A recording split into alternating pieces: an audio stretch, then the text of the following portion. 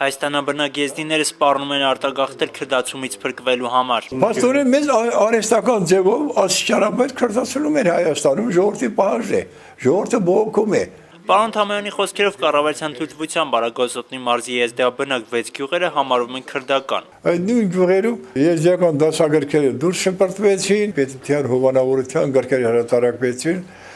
դասավանդվում է քրդերի լեզուն։ Եզդիների համաշխարհային խորհրդի նախագահը դժգոհ է նաև Երևանի քաղաքապետարանից, ասում է ավականու ընտրության ժամանակ իրենց ձայները եզդիները տվել են հիմնականում ՀՀԿ-ին, եւ ըստ Ազիզ Թամոյանի քաղաքապետ Տարոն Մարգարյանն արդեն հասցրել է մի քանի անգամ հիասթափեցնել եզդիներին։ Երկու հոգու պետք է աշխատանքի ընդունի, չընդունեց։ Քաղաքապետարանը ինձանից դիգեր թվում է ուղարկել, որ Երևան քաղաքի փողոցներից մեկը անվանակոչվի